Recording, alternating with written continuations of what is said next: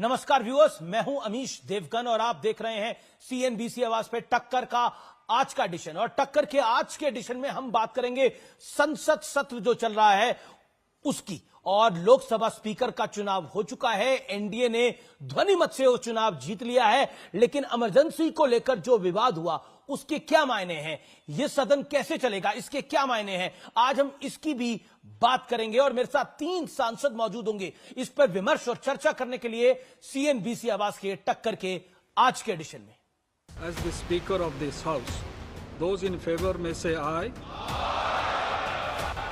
Those against may say no. Shri Om Birla is declared elected as the Speaker of this House. 18वीं Lok Sabha में team NDA ने पहला test ध्वनि मत से पास कर लिया। एनडीए के उम्मीदवार ओम बिड़ला लगातार दूसरी बार लोकसभा के अध्यक्ष चुन लिए गए और परंपरा के मुताबिक लोकसभा अध्यक्ष चुने जाने के बाद नेता सदन यानी प्रधानमंत्री मोदी और नेता विपक्ष राहुल गांधी उन्हें आसन तक छोड़ने गए। ये सदन का सौभाग्य है कि आप दूसरी बार इस आसन पर विराजमान हो रहे हैं। दूसरी तरफ विपक्षी नेताओं ने ओम बिड़ला की तारीफ की, लेकिन साथ साथ ताने मारने से बाज नहीं आए। It is very important that the voice of the opposition is allowed to be represented in this house. Lok Sabha के अध्यक्ष के रूप में आप हर सांसद और हर दल को बराबरी का मौका और सम्मान देंगे। हम सबकी आपसे अपेक्षा है कि किसी भी जनप्रतिनिधि की आवाज दबाई न जाए। इस हाउस का कैरेक्टर बदल चुका है, अब बीजेपी स्टीम रोल नहीं कर पाएगी। लेकिन इस औपचारिकता के ठीक बाद स्पीकर ओम बिरला ने इमरजेंसी की याद दिलाई और 2 मिनट का मौन भी रखवाया, जिस पर कांग्रेस भड़क गई और जमकर नारेबाजी की। कि एक तरफ तो आप सहयोग की अपील की बात करते हो, मिलजुल कर सदन चलाने की बात करते हो और पहले दिन आग लगाते हो। राहुल जी, संविधान की प्रति खरीद के लाके हाथ में पकड़ने से संविधान नहीं बचता है। संविधान के प्रति हृदय में सम्मान होने से संविधान बचता है। लेकिन आज सबसे बड़ा सवाल है, स्पीकर के मुद्दे पर संख्या बल दिखाने का विपक्ष ने जो दांव चला था, क्या वो उल्टा पड़ गया? क्योंकि गैर एनडीए दल भी ओम बिड़ला के समर्थन में खड़े हो गए थे। आज इसी पर होगी देश की सबसे बड़ी बहस। और अब वक्त है सुप्रसिद्ध विश्लेषण का। आज एनडीए की जो ध्वनि मत से जीत हुई है, पहली जीत का विश्लेषण क्या है आपको मैं बता देता हूं। अल्पमत वाली सरकार का जो नैरेटिव विपक्ष बना रहा था वो इससे ध्वस्त हुआ है। दूसरा, नंबर गेम में बीजेपी का मैनेजमेंट विपक्ष पर जरूर भारी पड़ा है, क्योंकि बीजेपी के साथ सिर्फ एनडीए के दल नहीं आए, जगन मोहन रेड्डी भी साथ में आए हैं। तीसरा बड़ा संदेश जो है वो ये है कि स्पीकर के मुद्दे पर इंडिया अलायंस में एक खटपट दिखी। ममता बनर्जी थोड़ी नाराज दिखी और अभिषेक बनर्जी ने सार्वजनिक तौर पे वो बोला कि कांग्रेस ने हमसे पूछ के ये नहीं डिसाइड किया था। वो बाइट भी हमने आपको सुनवाई। इसके अलावा चौथा बड़ा संदेश है, संसद में आपातकाल के खिलाफ प्रस्ताव विपक्ष के संविधान वाले मुद्दे का एक तरह से जवाब हुआ है। और आपातकाल के मुद्दे पर कांग्रेस और कांग्रेस के कुछ घटक दल थोड़े अनकंफर्टेबल जरूर हुए हैं, आज सदन के अंदर तो दिखा है। लेकिन बड़ा प्रश्न, क्योंकि आर पार देश का सबसे देखे जाने वाला कार्यक्रम है, क्या स्पीकर के मुद्दे पर विपक्ष अति आत्मविश्वास में आ गया था, यह बड़ा प्रश्न है। और भारतीय जनता पार्टी को भी क्या अपना कैरेक्टर, पॉलिटिकल कैरेक्टर संसद के अंदर बदलना पड़ेगा, इसकी भी हम बात करेंगे। मेरे साथ बात करने के लिए आज का ही मेहमान है, मेरे साथ 3 सांसद हैं। Doctor Sudhanshu Trivedi, member of parliament और प्रवक्ता है भारतीय जनता पार्टी के। प्रियंका चतुर्वेदी हैं, शिवसेना उद्धव ठाकरे गुट की मेंबर ऑफ पार्लियामेंट है, राज्यसभा की। पप्पू यादव हैं, लोकसभा सांसद हैं, उनका भी अभिनंदन है। आप तीनों का अभिनंदन है इस चर्चा के अंदर। लेकिन प्रियंका चतुर्वेदी, शुरुआत आपसे करते हैं। आज सदन के अंदर हमने देखा, जब लोकसभा के अंदर ओम बिरला का इलेक्शन हुआ और ध्वनि मत से जब वो प्रस्ताव पारित हुआ, एक ऐतिहासिक मौका था, दूसरी बार ओम बिरला अध्यक्ष बने, लेकिन उसके ठीक बाद इमरजेंसी को लेकर एक विवाद खड़ा हो गया क्योंकि प्रस्ताव आया। क्या आपको लगता है कि 1975 में जो इमरजेंसी लगी थी उसका प्रस्ताव आया, निंदा प्रस्ताव था, क्या आपको लगता है कि वही विवाद की वजह बनी, और विवाद की वजह बनी तो क्यों बनी?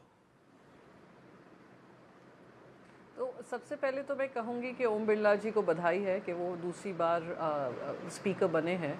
पर ये जो दूसरा स्पीकर का जो इतिहास आप बता रहे हैं, ऐतिहासिक मौका रहा, इतिहास एक और भी बना कि 50 साल बाद इस पद के लिए एक इलेक्शन हुआ। भले ही वॉइस वोट से वो जीते हैं, पर इलेक्शन होकर जीते हैं, क्योंकि आज विपक्ष को भी जो जिम्मेदारी दी है देश ने, उस जिम्मेदारी को निभाने का कर्तव्य हमारा बनता है।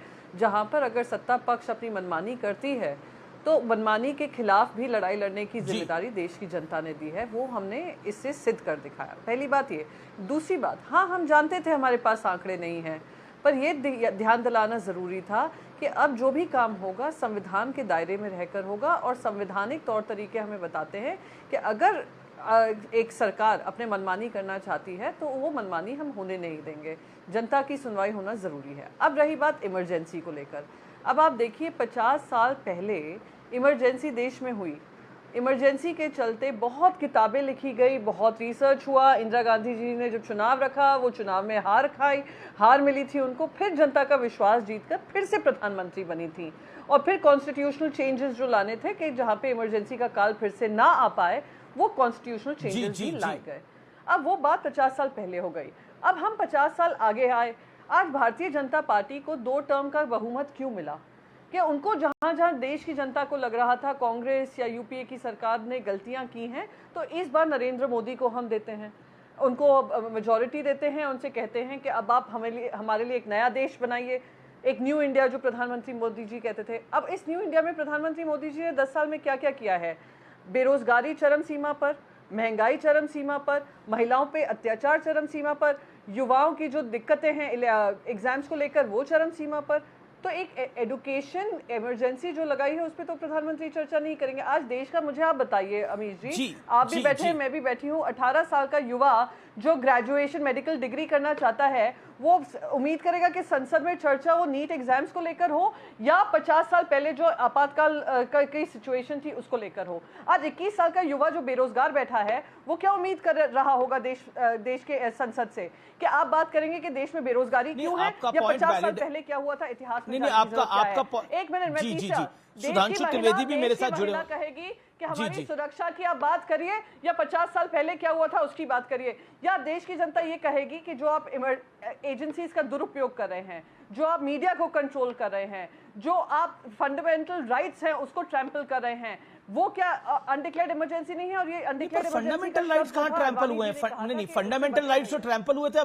प्रियंका जी एक सेकंड, एक करेक्शन, फंडामेंटल राइट्स को तो ट्रैम्पल हुए थे जब नहीं, आप उनसे बात करिए फंडामेंटल राइट्स के बारे में जी। नहीं, जिनके घर बगैर जुडिशरी के नहीं, अब किसी गुंडे बदमाश का घर टूट रहा है तो उसके लिए चिंता हमें क्यों करनी है?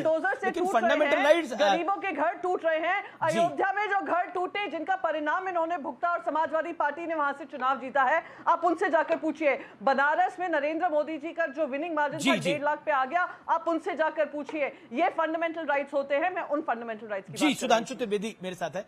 जी, सुधांशु त्रिवेदी, विपक्ष लामबंद है, लेकिन संविधान और आपातकाल की इस जंग में सदन चलाना तो सरकार का भी काम है, शासन का भी काम है। क्या आपको लगता है कि जिस तरह से आज अखिलेश यादव, राहुल गांधी, पप्पू यादव भी बैठे हैं, पप्पू यादव ने भी बोला कि क्या बात हो रही है, 50 साल पुरानी बात क्यों हो रही है? अभी प्रियंका जी भी मेंबर ऑफ पार्लियामेंट है राज्यसभा की, आप भी उस सदन के मेंबर हैं, सेकंड टाइम मेंबर हैं आप। तो प्रश्न यह है कि 50 साल पुरानी बात को याद दिलाना आवश्यक क्यों था आज? कारण बताइए। बताता हूं, बड़ा विचित्र तर्क है। तो 15 अगस्त 47 क्यों मनाते हैं? 15 अगस्त ये हो गया जो होना था 77 साल पहले। अंग्रेजों ने ऐसा किया था, वैसा किया था, क्या कहने की जरूरत है? मेरे विचार से यह हास्यास्पद तर्क है। और मैं पूछना चाहता हूं, अगर यही मुद्दे थे जो प्रियंका जी कह रहे हैं, तो इन मुद्दों के बारे में चर्चा करनी चाहिए थी विपक्ष। ये संविधान की किताब क्यों लेके आए? संविधान तो 26 नवंबर 1949 को बन गया था, साइन हो गया था। 26 जनवरी 1950 को लागू हो गया था, तो फिर क्यों लेके आए? मुद्दा आप लेके आते हैं 75 साल पुराना। और जब संविधान की वास्तविक हत्या हुई यह बताया जाता है, तो वो सच आप बताने के बारे में कहते हैं कि साहब इसको बताने की क्यों आवश्यकता है? इसलिए बताने की आवश्यकता है कि जैसे प्रियंका जी की पार्टी को अपने नाम के आगे बाला साहब ठाकरे जी का नाम लगाने की जरूरत पड़ती है, यद्यपि वो आज हमारे बीच में नहीं है, तो इसलिए जो आपके पुराने कार्य हैं, अच्छे या बुरे, दोनों आपके साथ होते हैं। और हम ये बताना चाहते हैं, जो उन्होंने कहा आज अनडिक्लेयर्ड इमरजेंसी का शायद आइडिया नहीं है आप लोगों को। जितना प्रियंका जी ने बोला है ना, इतना बोलने पे इमरजेंसी में जेल और आप कभी बेल भी नहीं मांग सकती थी। खत्म। जी। एक रूल था DIR, defence of India rule, जिसके अनुसार अगर लेकिन सुधांशु मैं आपको इंटरप्ट कर रहा हूं, मैं आपको इंटरप्ट कर रहा हूं, लेकिन विपक्ष कह रहा है कि अभी भी एजेंसियों का दुरुपयोग हो रहा है। अभी भी प्रियंका जी ने बोला ये बात, राहुल गांधी भी पहले कह चुके हैं, कई नेता कह चुके हैं, I don't want to name them, कई नेता कह चुके हैं। क्या आपको लगता है कि आप भी कुछ चीजें बुलडोज करते हैं? जो विपक्ष का आरोप है वो आपको भी अपना जो जैसा विपक्ष कह रहा है पॉलिटिकल एटीट्यूड वो छोड़ना पड़ेगा, बुलडोज वाला, माई वे और हाईवे। हाँ, वो बात सही है। ये जो प्रियंका जी ने कहा, तो इनकी पार्टी की जब सरकार थी तो बुलडोजर चला था कंगना रनावत के उसके ऊपर, और फिर इनकी पार्टी के मुखपत्र सामना में लिखा था उखाड़ दिया। मतलब अब कोई किंतु परंतु नहीं रह गया था कि वो पॉलिटिकल निर्णय था, एडमिनिस्ट्रेटिव नहीं था। फिर इसीलिए कोर्ट में फटकार पड़ी थी कि आपने कहा एडमिनिस्ट्रेटिव डिसीजन, पर सामना में लिखा था उखाड़ दिया, और एक पत्रकार को भी उठा के बंद कर दिया था, जिसपर सुप्रीम कोर्ट ने कहा था कि अगर आपको कोई चैनल अच्छा नहीं लगता है और किसी पत्रकार की बात नहीं अच्छी लगती है तो कृपया आप चैनल बदल सकते हैं। तो जो इन्होंने कहा, इसीलिए तो मैंने कहा ना, इन लोगों के राज्य में होता है। तो आज की बात बताइए, सिर्फ 2 साल पुरानी बात, हमारे रिजीम में तो पूरी स्वतंत्रता है। बताइए, जिन्होंने कहा था मोदी जी की बोटी काट डालूंगा, वो आज संसद में है कि नहीं? फिर जलवाए जलाल के साथ इमरान मसूद की आप बात कर रहे हैं। इमरान मसूद कांग्रेस पार्टी से सांसद है, सहारनपुर से जीत कर आए हैं, जिन्होंने बोटी मोदी की काटने की बात कही थी। वो जीत के आए हैं, लेकिन वो 2014 में कही थी, अब 2024 आ गया है। तो प्रियंका नहीं, अंतर यह है कि वो 14 में समाजवादी पार्टी के सदस्य थे, राहुल गांधी जी उनको सम्मान पूर्वक अपनी पार्टी में लाके सांसद बना दिए। जी, प्रियंका चतुर्वेदी, आपका रिस्पांस जरूरी है। और प्रश्न यह है कि क्या आपको लगता है कि कुछ चीजें, जिन चीजों की बात डॉक्टर सुधांशु त्रिवेदी ने बोली, वो भी वैलिड है? क्योंकि विपक्ष बार बार ये मुद्दा उठा रहा है कि लोकतंत्र खतरे में है, तो बीजेपी अपनी तरफ से अब याद दिला रही है कि लोकतंत्र कब खतरे में आया था। तो ये तो पॉलिटिकल गेम है, लेकिन आपसे भी मेरा प्रश्न वही है जो डॉक्टर त्रिवेदी से था कि इमरजेंसी और लोक संविधान की इस लड़ाई में क्या सदन चल पाएगा? मैं फिर से आपको क्यों आप बार बार इतिहास में जा रहे हैं? मैंने आपको बता दिया 50 साल पहले जब इमरजेंसी लागू हुई थी देश में, इंदिरा गांधी जी को उसी प्रजातंत्र ने उनको हराया था। उनके अगर कुछ एक्सेसेस हुए थे उनको हराया था। फिर उसी संविधान ने हमें मौका दिया कि उसको मॉडिफाई करें, जैसे इस तरीके का दुरुपयोग ना हो। किया था या नहीं किया था?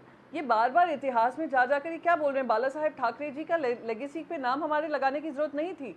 हम जो काम करते हैं, उद्धव बाला साहेब ठाकरे जी का काम जो है वो उनकी लेगेसी दर्शाता है। ये जो आप लोग ने कृत्य किया, आपने संविधान को दरकिनार कर प्रजातंत्र का गला घोटकर बीच सवेरे आपने जिस तरीके से महाराष्ट्र में सरकार बनाई, वो सुप्रीम कोर्ट ने भी आपको उसके लिए फटकारा है।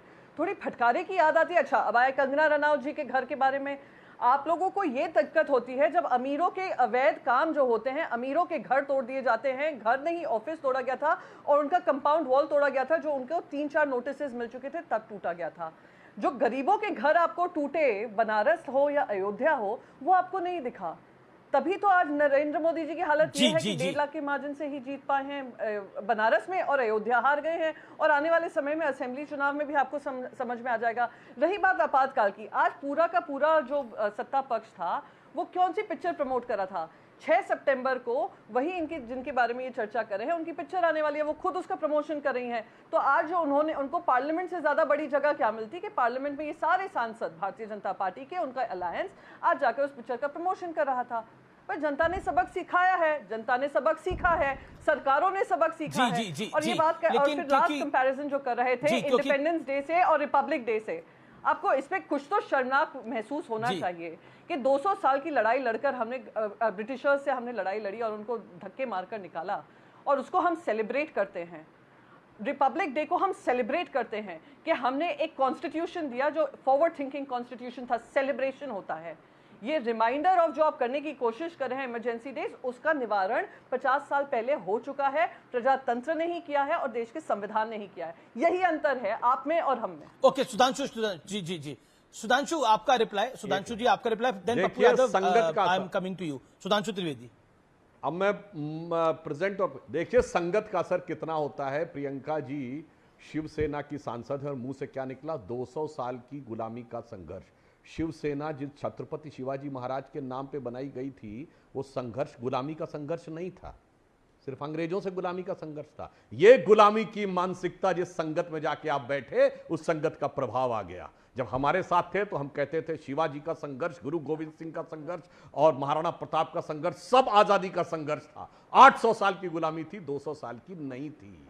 नहीं, अब वो करने से कुछ नहीं होगा, हमें पता है। जैसी संगति बैठी है वैसे ही गुणदीन। अब आइए आज के समय में कौन संविधान की ऐसी तैसी कर रहा है, यह बताइए। संविधान के अनुसार पार्लियामेंट से पारित किसी एक्ट के बारे में कोई विधानसभा प्रस्ताव पारित नहीं कर सकती। सीए पार्लियामेंट से पारित एक्ट था और केवल 2 साल पहले अनेक राज्य विधानसभाओं ने उसके खिलाफ पारित किया। यह संविधान खतरे में डालना था कि नहीं? और सीए किससे जुड़ा हुआ था? नागरिकता से जुड़ा। नागरिकता का विषय राज्य का विषय है ही नहीं, टोटली सेंटर का विषय है। तो जो राज्य का विषय नहीं है, उस पे केंद्र से पारित प्रस्ताव के खिलाफ प्रस्ताव पारित करने वाले लोग, यानी संविधान को ध्वस्त करने वाले लोग। और जब इनकी सरकार थी तो भारत की हाईएस्ट एग्जीक्यूटिव बॉडी कैबिनेट का पर्चा पब्लिकली फाड़ने वाले, कैबिनेट के प्रस्ताव को पब्लिकली ऐसे ऐसे करके फाड़ने वाले लोग, संविधान के चिन्ह उड़ाने वाले लोग आज ये कहने का प्रयास करते हैं। इसलिए हमने बताया संविधान की रक्षा हम ही ने की है। और आज आप दुर्भाग्य से उन लोगों के साथ जाके खड़े हो गए हैं। और देखिए, एक लाइन और कह दूं, गठबंधन में कितना सामंजस्य है। पप्पू यादव जी हमारे साथ बैठे हैं, इनको टिकट क्यों नहीं मिलने दिया? आरजेडी ने सिर्फ इसलिए कि पप्पू यादव जी को टिकट ना मिले तो वो सीट अपने पास रख ली और कांग्रेस ने सरेंडर कर दिया और वो निर्दलीय लड़के जीत के आ गए। अब आप सोचिए कि पप्पू यादव जी की उपस्थिति अपने आप में दर्शाती है कि वास्तविकता में इस इंडी गठबंधन में एक दूसरे के बारे में कैसा घात प्रतिघात और शय और मात का खेल करने में लगे हैं कि एक मजबूत नेता दिख जाए तो उसे जी सुधांशु जी ये अपने आप में प्रमाण है। नहीं तो पूछ लीजिए, आज उनके आगे निर्दलीय सांसद की बजाय पप्पू यादव जी ओके, निर्दलीय सांसद हैं पप्पू यादव और बड़े वरिष्ठ नेता हैं और मेरी तो इनसे मुलाकात भी बहुत पुरानी है। पप्पू यादव जी, आपके साथ धोखा हुआ है, डॉक्टर सुधांशु त्रिवेदी तो यही कह रहे हैं और आज आपने सदन में बोला ये रंग में भंग डाल रहे हैं। प्रश्न ये है कि रंग में भंग डाल कौन रहा है? और जब इमरजेंसी की बात होती है तो उस आपातकाल की बात होती है जब वाकई इस देश के संविधान को दरकिनार कर दिया गया था और सिर्फ एक नेत्री के लिए यह सब कुछ हुआ था, श्रीमती इंदिरा गांधी जी के लिए। तो इसको बताने में तकलीफ क्यों है, परेशानी क्यों है?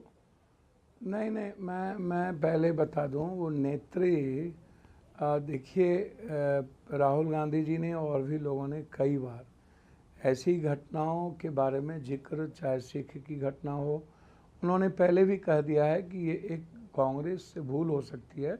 उसके लिए राहुल गांधी जी एक बार नहीं कई बार इसका जिक्र कर चुके हैं। पहला।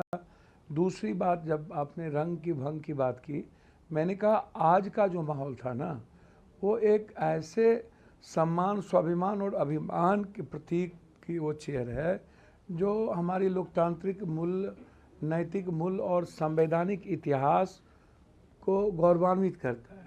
और उस पद पे उस एक, मुझे लगा आप अपने टिकट के आपकी टिकट में जो रंग में भंग डाला आपने उसको याद किया। मेरी बात तो सुनिए। नहीं, मेरी बात तो सुनने भैया। मैंने कहा कि आज बहुत ही अच्छे माहौल में सदन के नेता, सदन के विपक्ष के नेता दोनों, देखिए आप पूरे तरीके से पॉलिटिकल बोलने को आप एकदम फ्रीडम है आपको, आप मंच पे स्पीच दीजिए। मेरी आवाज़ सुन रहे हैं? मेरी आवाज़ सुन रहे हैं? जी बिल्कुल आपकी आवाज आ रही है पप्पू जी। जी यादव जी। तो मैंने कहा यादव जी, आवाज आ रही है मेरे पास। पॉलिटिकल चुनावी मुद्दा बनाइए, मैंने कहा चुनावी मुद्दा बनाइए। आप पॉलिटिकल पार्टी हर एजेंडे को उठाती है, हमें उसमें कोई आपत्ति नहीं है, हम एक दूसरे के लिए नहीं है। लेकिन आज का जो माहौल था, जब राहुल गांधी जी प्रतिपक्ष के नेता बने, देखिए एक बात समझिए, मैं कभी भी लाई लपट की बात नहीं करता हूँ। अलग बात है हम निर्दलीय चुनाव सही, त्रिवेदी साहब हमारे भाई हैं, निर्दलीय एक बार नहीं 4 बार, हम 7 बार संसदीय जीवन में 5 बार निर्दलीय, एमएलए भी निर्दलीय थे, 2 ही बार पार्टी से हम एमपी बने, 5 बार 4 बार हम निर्दलीय सांसद रहे। ये ट्रस्ट, ये भरोसा, ये विश्वास, एक उम्मीद बेटे की तरह बिहार और पूर्णिया को हमसे है। लेकिन मुद्दा यहाँ नहीं है, मुद्दा यहाँ है कि एक व्यक्ति, आप याद कीजिए मनमोहन सिंह जी की दूसरी पारी, जिन्होंने प्रधानमंत्री की कुर्सी छोड़कर लगातार आज के युग में 5-10 किलोमीटर लोगों को चलना मुश्किल होता है, उसने एक आवाज़ बना देश का। मणिपुर से लेकर, हम मणिपुर की डेमोक्रेसी की बात करेंगे, हम बात करेंगे कर्नाटक में चुनी हुई सरकार की, हम बात करेंगे मध्य प्रदेश। देखिए फिर संबित भाई बोलेंगे कि आगे क्या हुआ, आगे ने कांग्रेस ने किया, ठीक है, परंपरा क्या बनी रहनी चाहिए। सुधांशु भाई एक नए इतिहास में पार्लियामेंट बन गए लोकसभा में, लेकिन ये सुधांशु त्रिवेदी हैं जी, आप जी नहीं ना, सुधांशु भाई की बात, वैसे त्रिवेदी जी की बात कर रहे हैं, मेरे भाई है ये। मैं एक बात कहना चाहूँगा, जैसे कर्नाटक की सरकार गिरी, जैसे महाराष्ट्र की सरकार गिरी, और बाला साहब ठाकरे का जब जिक्र आता है तो मुझे याद आता है कि एक एमपी अटल जी और अडवाणी जी का वो साथ, बाला साहब का, और वो एक मित्रवत, एक भाव, मतलब वो साथ को जब मैं याद करता हूँ, और उसके बाद जितने नेता इस देश में बने बीजेपी के, वो किस तरह जाकर के समर्पण के भाव के साथ आशीर्वाद लेते थे। हम बाला साहब ठाकरे नहीं रहे, उसकी भी जिक्र नहीं करेंगे। हम बात करेंगे कि 5 जज ने क्या कहा था, हम उस बात की जिक्र करना चाहेंगे। सुप्रीम कोर्ट के वरिष्ठतम जज ने किस बात का जिक्र किया था। एक हम बात करेंगे अरविंद केजरीवाल जी आज पर आपको क्या कारण लग रहे हैं इन्वॉल्व। चलिए मेरी बात तो सुनिए ना, एक केस में इन्वॉल्व है, चलिए इन्वॉल्व थे या नहीं थे उसको न्यायालय को देखना है। उन मुख्यमंत्री को आपने बस सिर्फ एक ही कारणों से कि कोई आंख मिला करके नहीं देखे। लोकतंत्र में विविधताओं से भरा है, हम दोनों को अवसर मिला है, हम दोनों की विचारधारा अलग अलग हो सकती है, लेकिन जब डेवलपमेंट की बात दिल्ली की आती है, अन्य चीज़ों की आती है, तो आप उसको देखिए। 3 बार के संसदीय जीवन में उस व्यक्ति पर जिन्होंने कोई मंत्रालय नहीं ली, और उस व्यक्ति पर एक आरोप लगा करके जेल में बंद कर देना, चलिए जेल में वो बंद हो गए, उसके बाद उन हाईकोर्ट ने जिस तरीके से बिना लेकिन पप्पू जी आपने अभी लंबा बोला, लेकिन आपने अरविंद केजरीवाल का जिक्र किया तो सर सुन तो लीजिए 1 मिनट के लिए। अरविंद केजरीवाल जी को सीबीआई जिस तरह जाकर के नोटिस जाकर के थमा करके जाके कहता है कि मैंने आपको गिरफ्तार कर लिया, सेम सरकमस्टांसेस के केस है, ईडी ने दूसरे तरीके से उसको इंटरप्रिटेशन किया और सीबीआई ने उसको दूसरे तरीके से इंटरप्रेट किया। सरकमस्टांसेस को देखने की जरूरत है। आप तंग करने के ख्याल से, सर सुनिए संबित भाई, तंग करने के ख्याल से किसी चीज को आप करते हो, या आपने जिस तरीके से झारखंड के मुख्यमंत्री का आप स्थिति देखिए, तो आपको लगेगा, आप ऐसे इसको नहीं समझिए। मैं ये नहीं कह रहा हूँ, लेकिन ये तो कोर्ट, ये तो सीबीआई की कस्टडी आज कोर्ट ने दी है, बीजेपी ने थोड़ी दी है। लेकिन मैं सुधांशु त्रिवेदी से सदन में आज सुधांशु जी से जवाब दिलवा देता हूँ। मेरा ये समझिए, मेरी एक बात तो सुन लीजिए, मेरी एक बात बोला आप सदन में जी मैं आपकी 5 बातें सुनिए, बाकी भी लोग हैं, प्रियंका जी भी वेट कर रही हैं जी। नहीं, सदन में जितना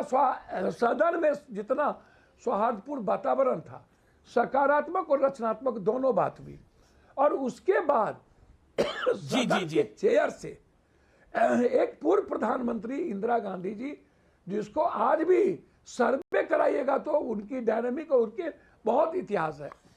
एक बड़ी भूल एक बड़ी घटना। ठीक है पप्पू जी सुधांशु त्रिवेदी इस पर रिएक्ट करना चाह रहे हैं, लंबे समय से वो भी वेट कर रहे हैं, प्रियंका जी भी वेट कर रही है। फिर जनता ने उन्हें लाया। आप पप्पू जी आप हमारे साथ बने रहिए। देखिए आप कई मुद्दों पर चले गए, आप इमरजेंसी पे गए, इंदिरा जी पे गए, आप अरविंद केजरीवाल के विषय पर चले गए, आपने इस चर्चा को बहुत विस्तार से आप ले गए, जो कि अच्छी बात है। सुधांशु त्रिवेदी, प्रश्न ये है कि ये जो लोकशाही है इसको आप ध्यान नहीं रहा कि वो कांग्रेस पार्टी के पक्ष में है। अरविंद केजरीवाल को सीबीआई ने अरेस्ट कर लिया। दिल्ली में आम आदमी पार्टी और कांग्रेस का गठबंधन टूट चुका है और कांग्रेस पार्टी दिल्ली में पानी की समस्या को लेकर केजरीवाल सरकार के खिलाफ प्रदर्शन कर रही है, मटकी अटकी फोड़ रही है। अब पता नहीं आपको कैसे ध्यान आ रहा, आप कांग्रेस का पक्ष ले रहे हैं और केजरीवाल जी के फेवर में ले रहे हैं। और जिस शराब घोटाले को लेकर वो चार्जशीटों के अंदर हैं, कांग्रेस के एक नहीं दर्जनों बयान हैं, बाकायदा अजय माकन जी की प्रेस कॉन्फ्रेंस है कि केजरीवाल जी ने शराब घोटाला किया है और उन्हें अंदर होना चाहिए। हमें समझ में नहीं आ रहा, और पंजाब में भी अगेंस्ट में लड़ चुके हैं आप। अच्छा, सदन में आप जो वातावरण की बात कर रहे थे, आज जिस समय इमरजेंसी का विषय आया, कांग्रेस के सांसदों ने हंगामा मचाना शुरू किया, उस समय समाजवादी पार्टी, तृणमूल कांग्रेस और डीएमके ने उनका समर्थन नहीं किया। और मैं यह भी बताना चाहता हूं, स्पीकर के मुद्दे पर वाईएसआर कांग्रेस ने कह दिया कि वो इनके हमारे सहयोगी के साथ है। आम आदमी पार्टी से गठबंधन टूट चुका है और तृणमूल कांग्रेस ने कहा हमसे कंसल्ट नहीं किया गया। पवार साहब ने कहा उन्हें जानकारी नहीं है। और यहां पर इमरजेंसी के मुद्दे पे ये तीन पार्टियां, समाजवादी पार्टी, तृणमूल कांग्रेस और डीएमके, कांग्रेस के साथ नहीं थी। ये तो आंखों के सामने सदन का दृश्य, आपको ध्यान नहीं है क्या महोदय? इसलिए मैं कह रहा हूं, सदन के दृश्य को देखिए और अपनी पार्टी के टूटे हुए गठबंधन को देखिए, उसके उपरांत प्रतिक्रिया दीजिए। जी प्रियंका चतुर्वेदी, ये इंडिया अलायंस में कंफ्यूजन कैसे हो गया? क्योंकि आम आदमी पार्टी भी कांग्रेस के साथ अलायंस तोड़ चुकी है और क्योंकि अभिषेक बनर्जी का कल रिएक्शन आया कि हमें कोई जानकारी नहीं है, शरद राव पवार की भी बात आई, क्या आपको लगता है इंडिया अलायंस में भी स्पीकर को लेकर एक मत नहीं था, खटपट थी कुछ जो सार्वजनिक मंच पे आई?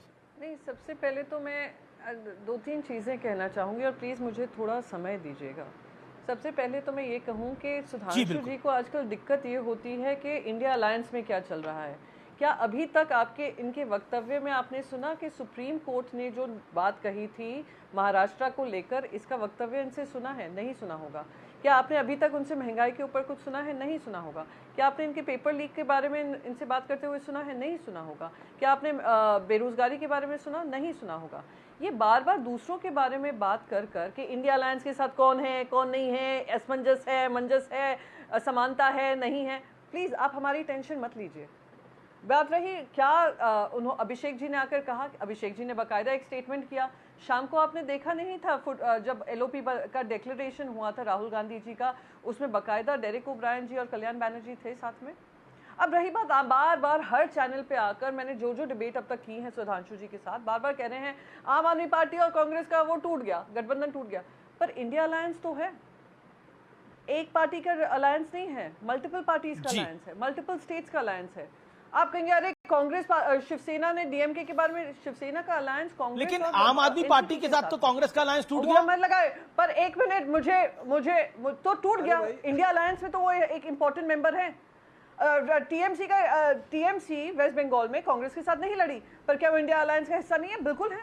अब बार बार ये उल्टा सीधा बयानबाजी करना। एक मिनट, लास्ट चीज मैं कहूंगी, बार बार याद दिलाते हैं अरे बाला साहेब जी की शिवसेना, बाला साहेब जी की शिवसेना।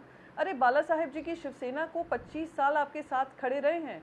आपके जब आपने ऊंचाइयों का स्तर देखा होगा, जब निचाई का स्तर देखा होगा, आपकी हंसी में, आपकी खुशी में, जब नितिन गडकरी जी से लेकर राजनाथ सिंह जी हारे थे और सरकार नहीं बना पाए थे, हम तभी भी आपके साथ खड़े रहे थे। आपने हमें मंत्री पद दिया, नहीं दिया, हम उसमें कभी चर्चा में नहीं गए।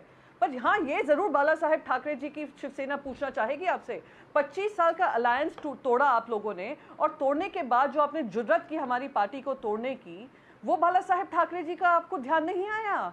जो पीठ में खंजर घोंपने का काम किया आपने। और तभी महाराष्ट्र की जनता, अभी भी आप अहंकार से बात करेंगे बाला साहेब जी के बारे में, महाराष्ट्र की जनता ने, और आपसे विनम्र निवेदन है, महाराष्ट्र की जनता ने आपको एक बड़ा सबक सिखाया है। वो 25 सीट पर लड़ने वाली भारतीय जनता पार्टी जो 21 सीट लड़कर जीत कर आई थी 2019 में, आज वही, एक minute please Amish Devgan ji, please interrupt मत करिए, आज वही 28 सीट पर लड़ती है और 9 सीट लेकर आती है। इसका भी आप ध्यान रखिए। पर एक बात और प्रूव हो गई कि 2019 रहा हो या 2014 रहा हो, महाराष्ट्र में अगर भारतीय जनता पार्टी जीती थी वो बाला साहेब ठाकरे जी के पोस्टर पे जीती थी, ना कि नरेंद्र मोदी जी के पोस्टर पे। इस बार तो हमारे पोस्टर पे नरेंद्र मोदी जी भी नहीं थे, हम 0 से 9 पे पहुंचे हैं। जरा उसका जवाब दीजिए, फिर हमसे बात करिएगा।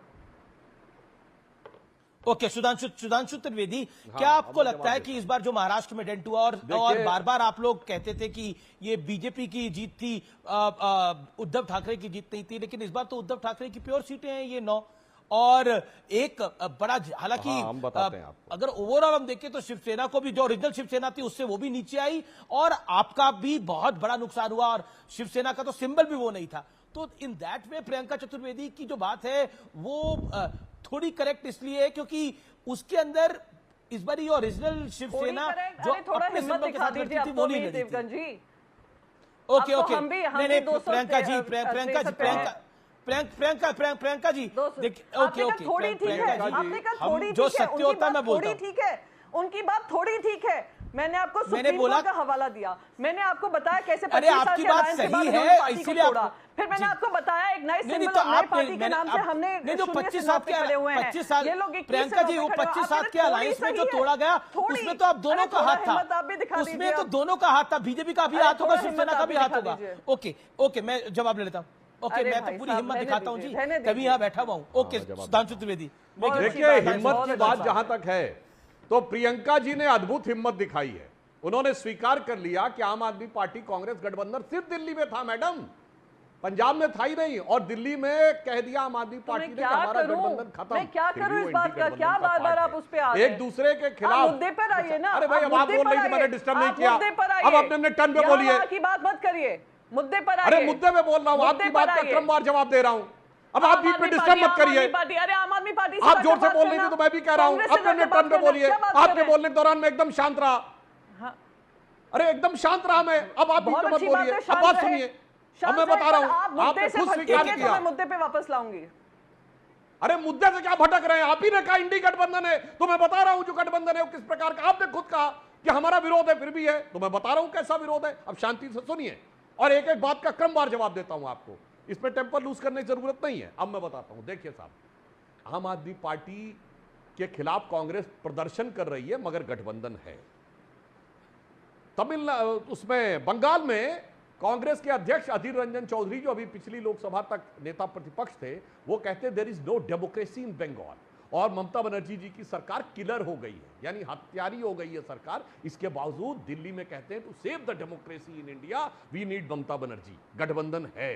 अब बताइए केरल में आप लड़ रहे हैं कम्युनिस्ट पार्टी से, एक दूसरे के खिलाफ खूनी संघर्ष कर रहे हैं, मगर दिल्ली में गठबंधन है, तो पूरे देश को समझ में आता है कैसा गठबंधन है। और आप लोगों ने समझदारी का काम किया कि कम से कम मत विभाजन। लेकिन सुधांशु त्रिवेदी एक बात है, बेशक ममता बनर्जी, सुधांशु त्रिवेदी माफ करिए मैं बीच में, अरे भाई हमें पूरी बात करने दीजिए, क्या बात है भाई, ये लगातार बोलेंगे और उसके बाद 2 सेंटेंस के बाद बीच में बोलने लगेंगे, ऐसे कैसे होगा भाई। और सुनिए प्रियंका जी, आपने कहा नीट, तो मैं नीट पे भी बोलना चाहता। अच्छा मेरा प्रश्न है सुधांशु जी। अरे भाई अच्छा आपका प्रश्न पूछिए, आपका प्रश्न उसका भी जवाब दे देते जी। बोल पूछिए। मेरा प्रश्न ये है कि प्रियंका चतुर्वेदी ने एक बात बोली और उसके ऊपर आपने जवाब दिया, लेकिन उसके बाद भी इंडिया अलायंस के घटक दल टीएमसी भी है।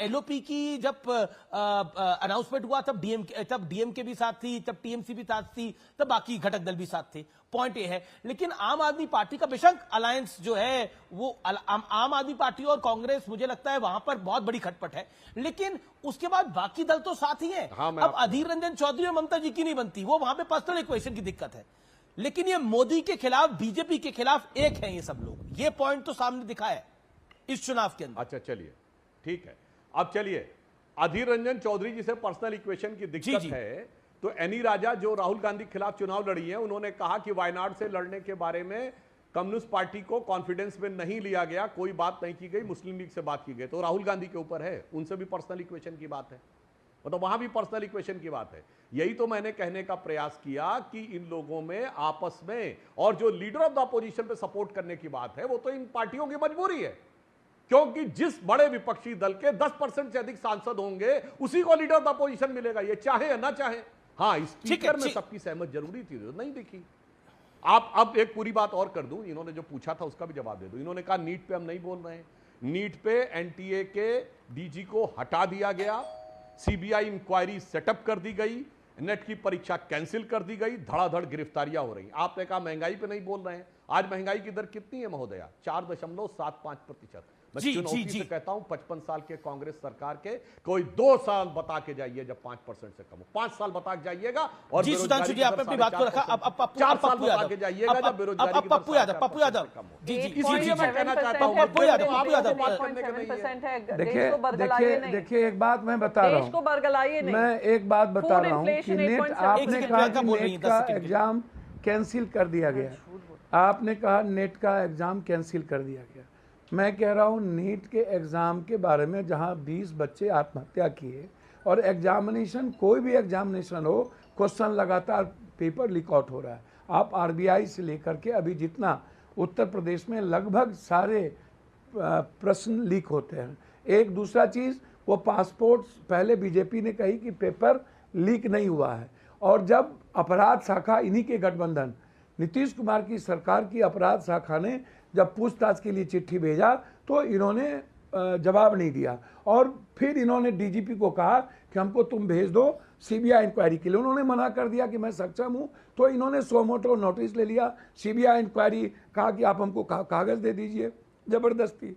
भैया मैं जानना चाहता हूं कि क्वेश्चन जब पासवर्ड सुबोध सिंह डायरेक्टर के पास था, 2 दिन पहले पासवर्ड उस डीजी लॉकअप का पासवर्ड के बगैर तो क्वेश्चन निकला नहीं होगा, तो आपने बाद में फेस सेविंग के लिए डीजी को आपने हटा दिया। ये बड़ा इंपॉर्टेंट प्रश्न आप कर रहे थे, ये बड़ा इंपॉर्टेंट। और आपने अपने वक्तव्य में भी अपने सदन के अंदर बोला, आपने अपने वक्तव्य में भी सदन के बोला कि ये 50 साल पुरानी इमरजेंसी की बात करनी जरूरी है, ये अभी नीट के मामले में बात करनी जरूरी है। एक सेकंड में सुधांशु से जवाब भी लेता हूं। सुधांशु त्रिवेदी, क्योंकि आप खुद पेशे से इंजीनियर है, क्योंकि आप खुद पेशे से सुधांशु त्रिवेदी इंजीनियर है, नीट का मुद्दा इस देश के करोड़ों छात्रों का मुद्दा है, इस देश के करोड़ों परिवारों का मुद्दा है। ये ऐसा मुद्दा है जो वाकई जिसको सोचकर, और जब छात्र इसकी पूरी मेहनत करते हैं और वो मेहनत पानी में चली जाती है, उसको देख के सिर्फ दुख नहीं होता, उनके भविष्य में भी खतरा होता है। क्या आपको लगता नहीं है कि क्योंकि शासन में आप हैं, उत्तर प्रदेश से लेकर बिहार के अंदर शासन में आप हैं, आपके डिप्टी सीएम को मैंने इंटरव्यू करा, उन्होंने बोला तेजस्वी यादव के पीए ने कमरा बुक करा लिया। कमरा बुक कराने से पेपर थोड़ी लीक होता है, पेपर लीक होता है जो पप्पू यादव ने बताया। वैसे कैसे पासवर्ड गया? ये सारे प्रश्न बहुत बड़े हैं और ये प्रश्नों के जवाब सरकार को, शासन को देने होंगे। डॉक्टर सुधांशु त्रिवेदी, और मैं चाहता हूं इसके ऊपर नॉन पार्टीजन होना चाहिए पूरी तरह से। डॉक्टर त्रिवेदी, बिल्कुल यही तो मैं बता रहा हूं आपको कि जो पप्पू यादव जी ने बात कही वो टेक्निकली सही है। ऐसा होता है कि क्वेश्चन पेपर 1 नहीं 2 छपते हैं और वो डिजी लॉक में रहते हैं। वो सिर्फ 1 घंटा या 2 घंटा पहले वो डिजी लॉक का कोड दिया जाता है कि कौन सा क्वेश्चन पेपर आपको निकालना है, तब आप उस क्वेश्चन पेपर को देख सकते हैं। अब अगर वो क्वेश्चन पेपर 1 दिन पहले गया, यहां पर सिर्फ ऐसा नहीं कमरा लेने से, वो कमरा उसने कोई भजन करने के लिए नहीं लिया था, वो कमरा उसने लिया था, वो क्वेश्चन पेपर उसके पास था, क्वेश्चन पेपर जिसके पास था वो पहले से करता था। और यहीं पर प्रश्न उठता है कि वो कौन लोग थे जिनकी कनाइवेंस के साथ हो रहा था। वो बड़ी टेक्निकल बात, इसीलिए वो सीबीआई को जांच दी गई है। ये केवल स्टेट की पुलिस के लिए ये सक्षम नहीं है कि दिल्ली में बैठे हुए किसी अधिकारी से वो उसका जुरिसडिक्शन नहीं होता है, इसलिए सीबीआई को दिया गया कि भिन्न भिन्न राज्यों में जो हो रहा है। पप्पू यादव ने कहा है और जिन्होंने दोष किया है उनके विरुद्ध सख्त कार्रवाई की जाएगी। सवाल इसलिए हमारी जेपीसी की कमेटी जांच करे। सर ये सवाल ये था कि अपराध शाखा ने जब उनको चिट्ठी भेज दी पूछताछ के लिए, मेरा सवाल क्या है सुनिए, मेरा सवाल है क्वेश्चन कहां, यही बात तो मैं भी कह रहा हूं कि क्वेश्चन या तो जहां छपे वहां से निकले या फिर पासवर्ड जिनके पास था वहां से निकले। और सवाल ये नहीं है कि गेस्ट हाउस बुक किसने किया, सवाल ये है कि नालंदा नवादा जब भी कोई क्वेश्चन आउट होता है ये लिंक नालंदा नवादा के साथ जुड़ा हुआ होता है। अपराध शाखा वहां तक पहुंच गई, पूछताछ करना था और आपने जबरदस्ती, जब स्टेट गवर्नमेंट ने आपको सीबीआई इंक्वायरी की बात नहीं कही तो आपने टेक ओवर कैसे किया, किसके ऑर्डर पर किया? ना तो कोर्ट ने आपको कहा। मुझे रोकना पड़ेगा आपको। सीएनबीसी आवाज की टक्कर में रुकेंगे एक अंतराल के लिए, लेकिन छोटे से अंतराल के बाद एक बड़ी खबर के साथ, एक ब्रेकिंग स्टोरी के साथ हम वापस आ रहे हैं। आप देख रहे हैं व्यूअर्स सीएनबीसी आवाज पे टक्कर का आज का एडिशन। वेलकम बैक व्यूअर्स, आप देख रहे हैं सीएनबीसी आवाज पे टक्कर का आज का एडिशन, और हम आज बात कर रहे हैं सदन में जो कुछ चल रहा है, यानी पार्लियामेंट में जो कुछ चल रहा है उसकी हम बात कर रहे हैं। अरविंद केजरीवाल की पत्नी सुनीता केजरीवाल की बहुत बड़ी स्टेटमेंट आई है। मैं स्टेटमेंट आपको पढ़ के सुना रहा हूं। सीबीआई एक्शन पर बोली है सुनीता केजरीवाल, ये तानाशाही है, इमरजेंसी है, जेल से बाहर ना आने देने की एक पूरी कोशिश है, पूरी साजिश है। बेल के अगले दिन आरोपी बना दिया गया है। बहुत बड़ी खबर है। इस समय सुनीता केजरीवाल ने पहली बार रिएक्ट किया है अरविंद केजरीवाल की सीबीआई अरेस्ट पे। आम आदमी पार्टी का यह पहला ऑफिशियल रिएक्शन है लगभग।